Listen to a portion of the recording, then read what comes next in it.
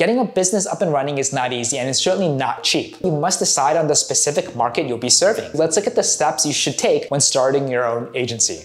Hey, and welcome back. If you're new here, great to meet you. My name is Preston, and I'm a professional recruiter in the technology industry. In my last video, I discussed just some of the reasons I think 2022 is a better time than ever to start your own recruitment agency. Of course, agency implies multiple people, but typically a recruiting agency consists of a whole team of recruiters. But it's important to keep in mind that the following tips just aren't for recruiting organizations. Solo or independent recruiters can also certainly act as their own agency as well. That's right. That means even if you don't have any experience as a recruiter, you can get started by yourself right away if you wanted to. But that said, if you have a background in recruiting, you might have the experience and connections necessary to consider kicking off a larger scale business or just accelerate the process faster. Regardless of whether you're starting off solo or you have a network of other recruiters you want to employ and manage, let's talk a little bit about the process of starting a recruiting agency in 2022. But before we get started, please help a recruiter out, like, subscribe, click that bell, it really means a lot.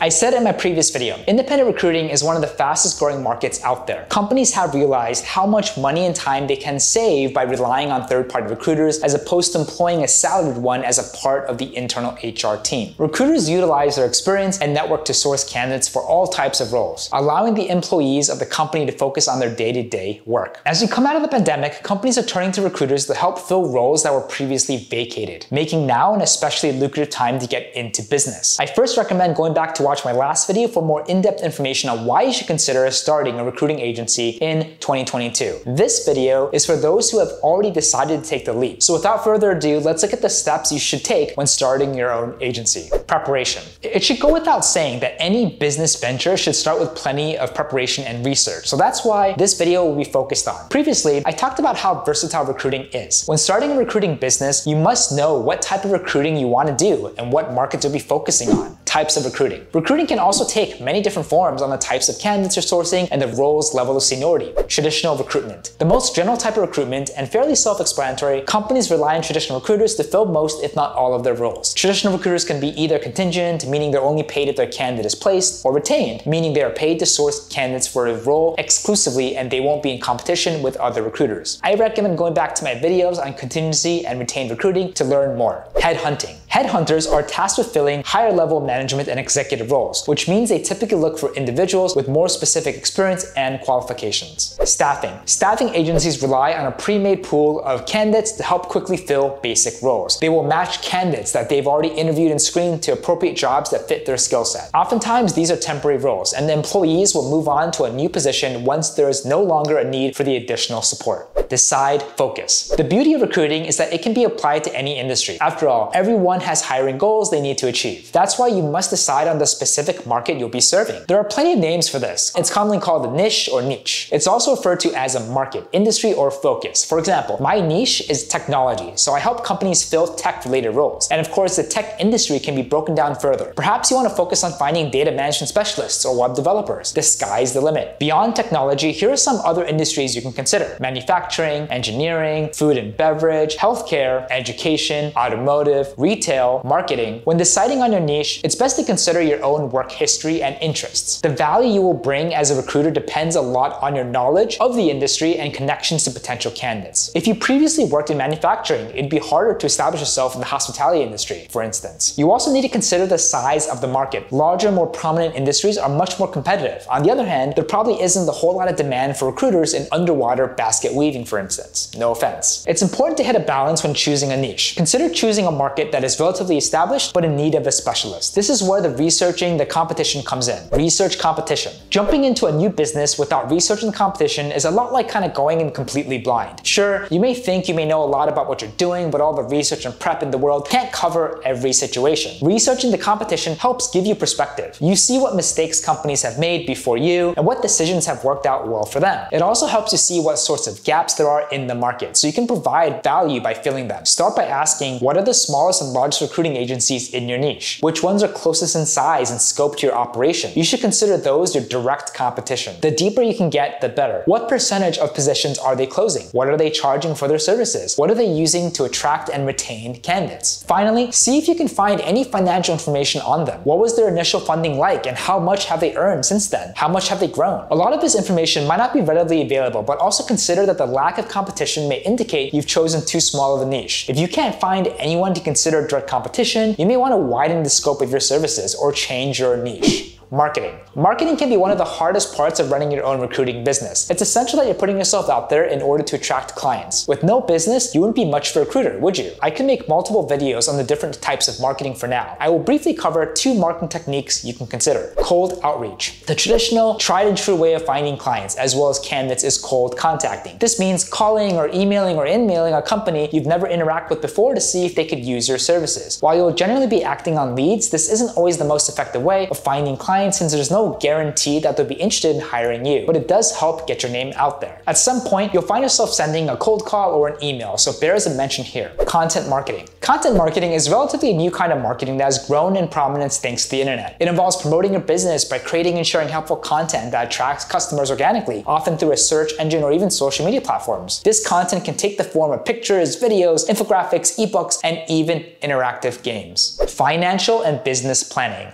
Here comes the part that's most daunting to people: planning for the future. Getting a business up and running is not easy, and it's certainly not cheap. While the startup costs for an independent recruiting agency are lower than other businesses, it's still important to consider your budget and think about how long it will take for your business to become profitable. First, think about any initial expense that there will be. You'll need to consider the price of office equipment and supplies, legal costs related to business startups, tools, software, promotional marketing materials, and even other tools for telecommunication, as well as managing clients and candidates. Additionally, if you're considering working in person in a physical space, there are rent costs to also consider as well. If you're working with a team, certainly don't forget to take their salaries into account. So once you've determined your startup costs and hopefully secured funding, you need to be able to track the success of your company and tie that directly to its profitability. In other words, determine how much work needs to be done in order to break even and eventually become profitable. Here is where key performance indicators or KPIs come in. They'll allow you to see how long it takes you to move a candidate through the entire placement pipeline to make a successful offer placement. Once you know how many candidates you need to work to make your investment back, you have a solid goal to work towards. The 2 KPIs you need to focus on or think about are placements during a specific time frame, weekly, monthly, yearly, or the amount earned per placement. The amount earned per placement will vary depending on the type of recruiting you do and your niche, so it's hard to get specific here. But this is why doing your own research is really important. But once you have a rough idea of how long it takes you to place a candidate and how much it earns you, you can then determine how much work needs to be maintained to start to turn a profit. Recruitment tech and tools.